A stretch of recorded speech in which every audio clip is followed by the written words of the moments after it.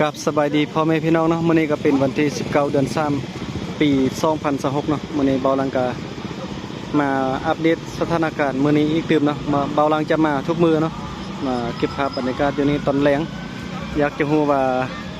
อยู่นี่แต่ละมื้อนี่บรรยากาศจะต่างกันหรือบ่หรือว่ามีคนมาเล่นไล่ทุกมื้อบ่หรือว่าแม่นมื้อได้เนาะวันที่ได้มื้อได้ที่ว่ามีคนมักมาเล่นไล่เป็นพิเศษนะวันนี้เบาลังกลับมาอีกครั้งเนาะแล้วก็จะมาอัปเดตสถานการณ์อยู่ตลาดแคมป์คลองให้เบิ่งทุกแรงเลยเบาลังจะมาทุกแรงเนาะเวลาเลิกเวียกประมาณ 5-6 โมง 7 โมงเวลาประมาณนี้เนาะแต่ว่าเบาลังมาเห็นแต่นักท่องเที่ยวคนจีนเนาะหลายที่สุดเลยครับคนฝรั่งนักท่องเที่ยวชาวไทยก็ส่วนน้อยเนาะเดี๋ยวนี้นะอันดับต้นๆแม่นอันดับหลายแท้ๆแม่นคนจีนเนาะนักท่องเที่ยวคนจีนเนี่ยมาเล่นไล่ที่สุดเลยช่วงนี้นะ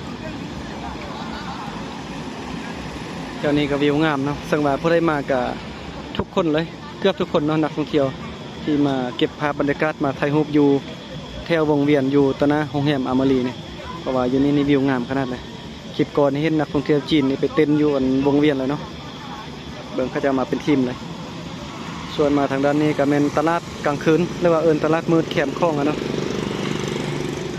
ส่วนนี้เพิ่นจะค่ายเสื้อผ้าเพิ่นจะค่ายเครื่องนี่ยาวไปจนฮอดพุ่นเลยเนาะจนไปฮอดหูปันจนฮอดส่วนเจ้าอนุวงศ์เลยเพิ่นค่ายเครื่องนะนี่ส่วนใหญ่จะเป็นเสื้อผ้าเนาะโซนนี้โซนค่ายเสื้อผ้าจะอยู่ทางกลางแบบนี้นะกลางทางแบบนี้แล้วก็อยู่ตะนาทางเข้าก็มีห้องแฮมอามารีอยู่วงเวียนนี่เนาะแล้วก็ไปทางพุ่นตื้มก็แม่นหาด3แยกปากป่าสักนะฮะอาหารกินดื่มส่วนไปทางด้านนี้นี่จะถ้าว่าข้ามตลาดบอนที่เขาเจ้าค่ายเสื้อผ้าบนนี้ไปนะจะมีตลาดซีห้อมนะสมัยตลาดซีห้อมนี่ก็เป็นตลาดที่นักท่องเที่ยวเนาะมีคนชาวบ้านชาวเมืองไปเล่นไปเที่ยวไล่ก็อยู่แถวนี้ตื่มเพราะว่าแถวนั้นนี่เขาจะค่ายประเภทของกินเนาะสมัยแต่ละจุดแต่ละโซนนี่จะค่ายเครื่องที่ว่าแตกต่างกันแถวโซนนี้เพิ่นจะค่ายแต่ส่วนมากจะมีเสื้อผ้าเนาะเห็นบ่จะเป็นเสื้อผ้ากระเป๋าเครื่องของใช้หลายอย่างแล้วก็ไปทางด้านหน้านี่ข้ามวงเวียนนะยางไปคนก็เป็นตลาดซีห้อมไข่ประเภทอาหารการกินมากมายมีอาหารหลากหลายเมนูเป็นตาหน้าแซ่บมาเนาะส่วนมาทางบนนี้ก็เป็นบอนฝากรถจักรคันหนึ่ง5,000คีบ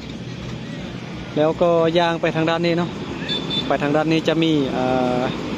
บอนที่เขาเจ้าเฮ็ดค่ายของกินคือกันแต่ว่ามาโซนทางด้านนี้จะมี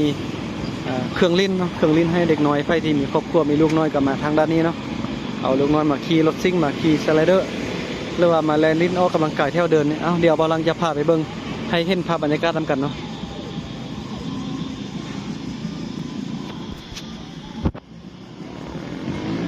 เที่ยวนี้ต้องบอกเลยว่าเป็นบอลที่สุ่มนุ่มแท้ๆเนาะเพราะว่าบางคนก็มาแลนลิ้นออกกำลังกายบางคนก็มาเลาะเล่นกินอาหารบางคนก็มาเลาะซื้อเครื่องหลายอย่างเนาะเดี๋ยวจะยางแล้วก็เที่ยวชมไปนำกัน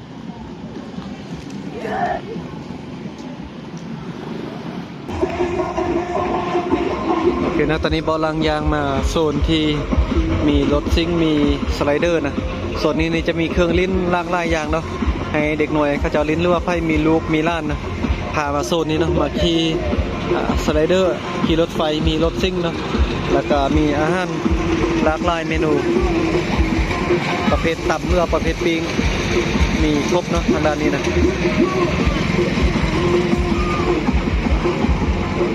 บรรยากาศคือกับอยู่ตลาดนัดเนาะทางด้านนี้นะเป็นไพ่ที่มาเปิดร้านอยู่ที่บริเวณนี้ต้องบอกเลยว่าคุ้มค่าเนาะเพราะว่าจะมีนักท่องเที่ยวต่างบ้านต่างเมืองต่างแคว้นเรือมีนักท่องเที่ยวตามประเทศนะเพื่อกับมาลิ้นให้ครบสนใจมาลิ้นมาเที่ยวไล่เที่ยวนี้นะเบาลังกันมาทุกแหล่งนะจะมาเก็บภาพบรรยากาศมาอัปเดตทุกแหล่งทุกมื้อให้เบิ่งเนาะว่าแต่ละมื้อนี่มีคนไล่ทุกมื้อหรือบ่นะอยากจะรู้ว่าจะมีคนไล่ถ้าว่ามีคนไล่ทุกมื้อก็แปลว่าอยู่เที่ยวนี้ต้องได้ค่ายเครื่องดีเนาะพอค่าเสาค่ายอยู่เที่ยวนี้ต้องได้เงินดีแน่นอนเนาะ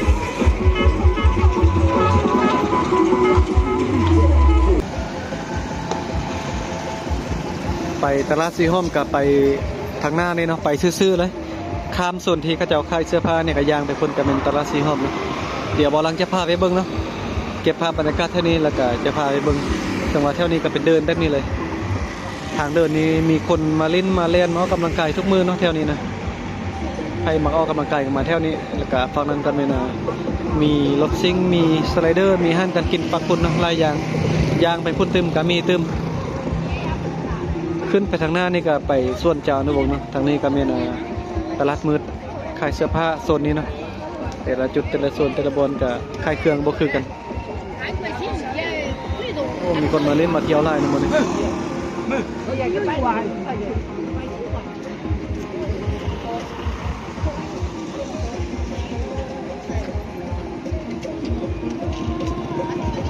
ทางมาลายเนาะ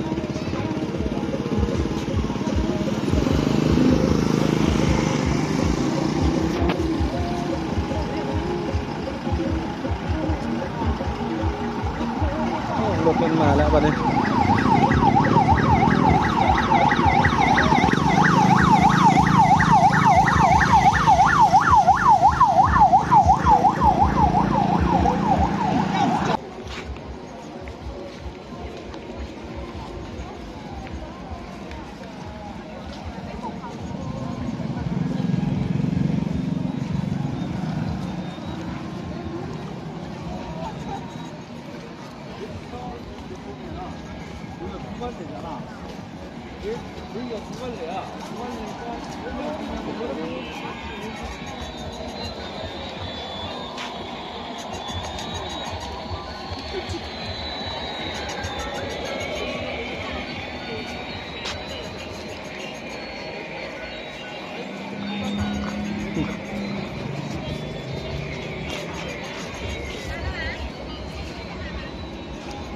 ข้ามทางไปฝั่งนี้ก็ไปตลาดซีห้อมนะเดี๋ยวจะพาไปเบิ่งว่าเป็นจังได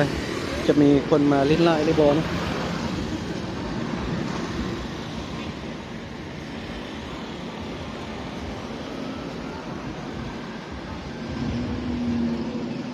มื้อนี้เบาลังก็มาคนเดียวเนาะ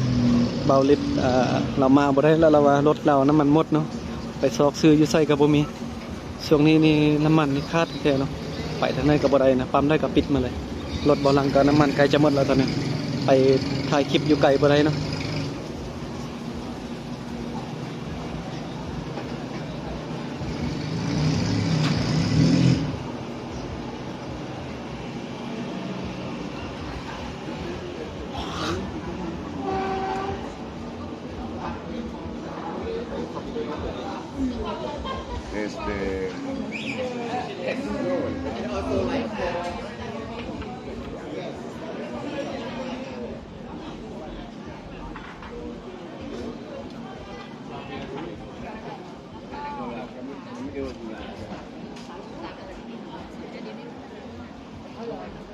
เบิ่งเข้ามาในเมืองเบิ่งทางในก็มีแต่เฮือนตึกเฮือนกอ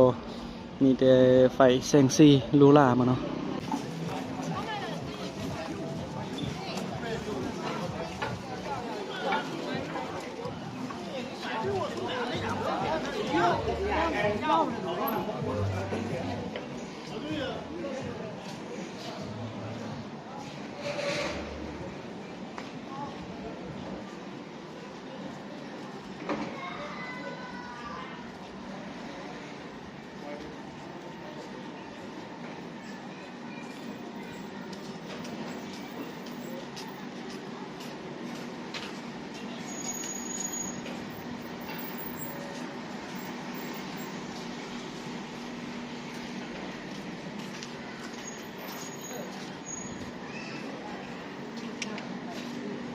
โอเคนะตอนนี้บอลลังกายางมาจนฮอตตลาดซีฮอมแล้วเนาะมาอัปเดตสถานการณ์บอลตลาดซีฮอมเบิ่งว่าจะมีนักท่องเที่ยวมาลิ้นมาเที่ยวปกติลายปกติทุกมือหรือบ่เนาะหรือว่าจังไดบอลลังก็จะมาเก็บภาพให้เบิ่งทุกแรงเลยวันนี้ก็เป็นวันที่19เดือน3ปี2016เดี๋ยวจะพามาเบิ่งนะบอลลังจะมาถ่ายคลิปอยู่แถวบริเวณแคมป์คลองอยู่แถวซีฮอม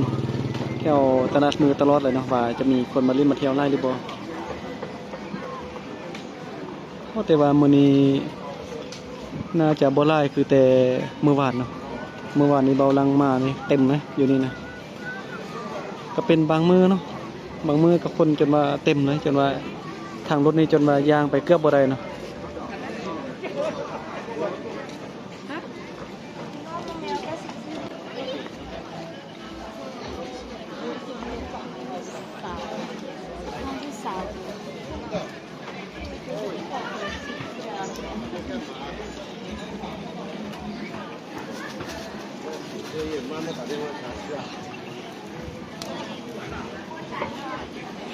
อ่ะ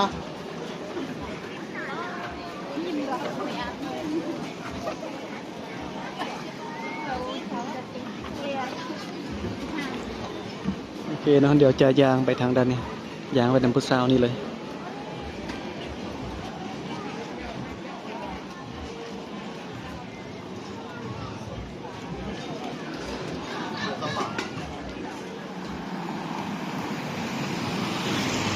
บ่อหลังยางอ้อมมาฮอดเส้นทางบนนี้เลยตอนนี้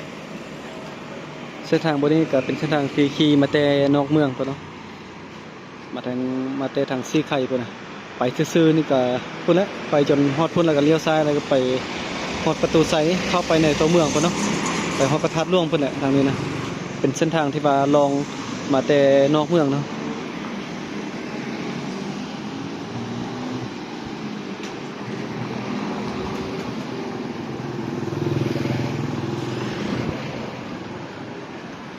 ตอนนี้บ่อลังกำลังยางกลับไปเอารถบอลที่ฝากไว้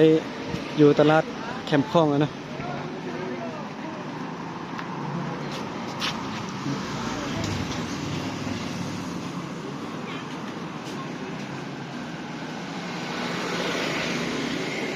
อันนี้เป็นธนาคารพัฒนาลาวเนาะ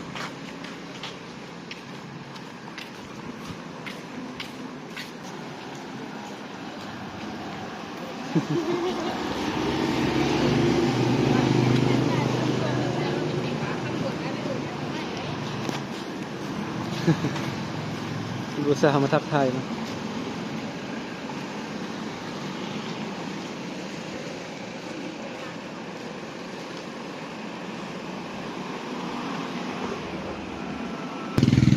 เสร็จกลับไปเอารถกลับที่พักแล้วเนาะ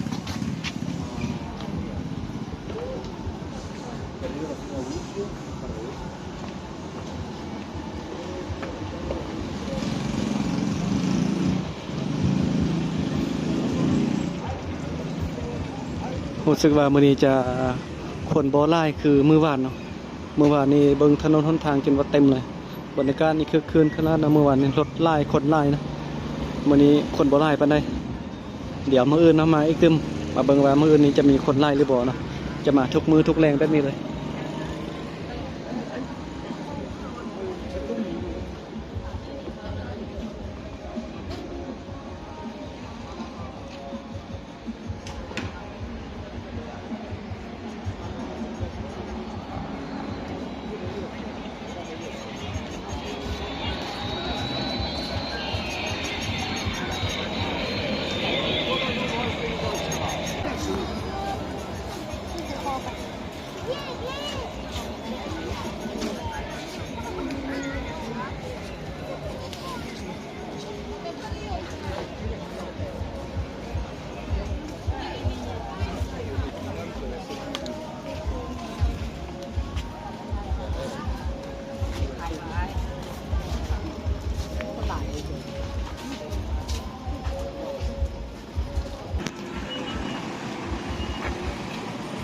โอเคนะตอนนี้บ่อลังกะยางมาฮอดเที่ยววงเวียนตอนหน้าตลาดแคมป์คลองอยู่หรือว่าอยู่ตอนหน้าวงเวียนโรงแรมตอนหน้าโรงแรมอมรีนี่เนาะมื้อนี้ก็บ่ค่อยมีนักท่องเที่ยวบ่ค่อยมีคนมาลิ้นมาเที่ยวหลายเนาะบรรยากาศก็บ่ค่อยคึกคืนปานใดบ่คือกับมื้อวานที่เบาลังมานะเมื่อวานนี้คนเต็มเพราะว่าถนนหนทางหรือว่าอยู่ตลาดนะคนจะเต็มเลยเนาะมื้อนี้นี่คนบ่มาหลายเนาะมื้อนี้นะนี่ก็เป็นบรรยากาศอยู่แถวตะนาทางเข้าตลาดมืดตลาดกลางคืนแคมป์คลองอยู่ตะนาโรงแรมอามารีบรรยากาศกับประมาณนี้เนาะมื้อนี้นะวันที่19เดือน3ปี2016นะแล้วก็ลองเบิ่งว่ามื้ออื่นเบาลังจะมาตึมว่าจะเป็นจังได๋เนาะเบาลังจะมาทุกมื้อเลยสถานที่บ่นี้นะ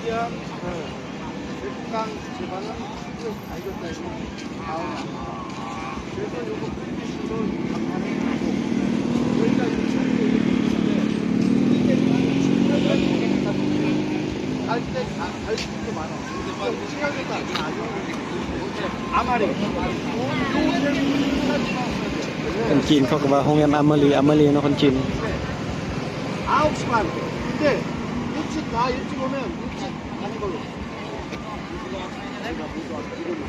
ประมาณนี้เนาะแถวบริเวณนี้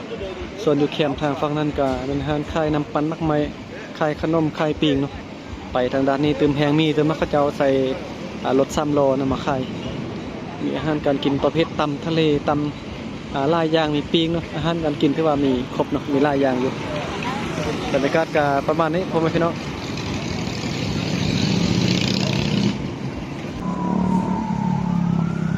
ตอนนี้บอลังข้ามทางมาบอลฝากรถแล้วเดี๋ยวจะเอารถแล้วก็กลับเนาะเดี๋ยวมื้ออื่นจะมามื้ออื่นจะมาใหม่นะมาเบิ่งว่าบรรยากาศจะเป็นอะไรบางทีมื้ออื่นอาจจะมีคนมาลิ้นมาเที่ยวหลายกว่านี้เนาะมาติดตามอัปเดตสถานการณ์สถานที่ท่องเที่ยวอยู่เวียงจันทน์นำกันเนาะว่าแต่ละมื้อนี้มีคนลิ้นไล่ทุกมื้อหรือบ่เนาะถ้าว่ามีคนลิ้นไล่ทุกมื้อนี่ก็แปลว่าคนที่มาค่ายเครื่องอยู่นี่ต้องมีรายรับหลายเนาะเบาลังก็อยากจะฮู้นะว่าจะมีคนมาลิ้นมาเที่ยวไล่นะอยากจะรู้ว่าพ่อค้าเสาค่ายเขาจะค่ายเครื่องนี่จะได้ค่ายดีหรือบ่เนาะ